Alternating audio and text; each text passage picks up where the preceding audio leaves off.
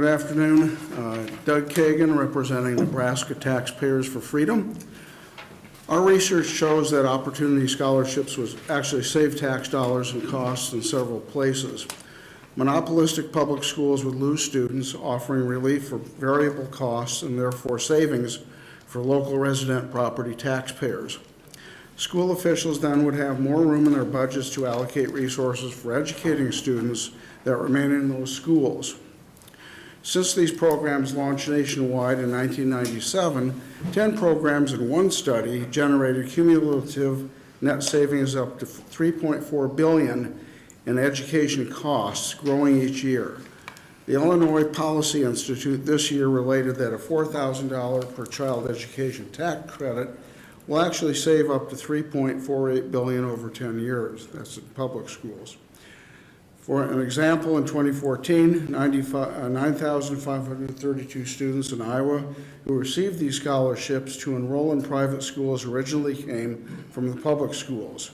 Savings that year totaled about $73 million, millions then available for direction to classrooms for the remaining 503,000. Another source maintains that tax credit scholarships nationwide save public schools between $3 and $5 billion by reducing public school classroom sizes, savings of $4,000 to $6,800 per scholarship. This research proves that savings realized by school districts more than offset tax credits issued by a state treasury, because districts still retain all local property taxes plus state and federal revenue.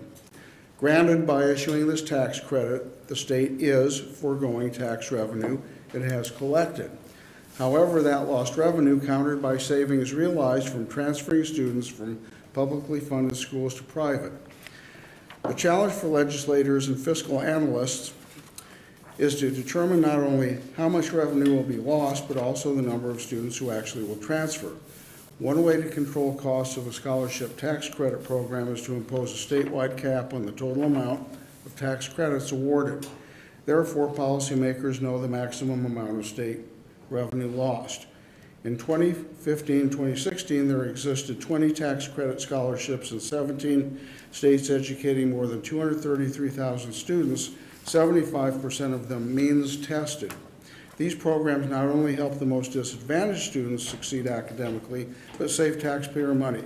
A study by Florida's Office of Program Policy Analysis and Government Accountability determined that such programs save taxpayers $1.49 for every dollar lost to states.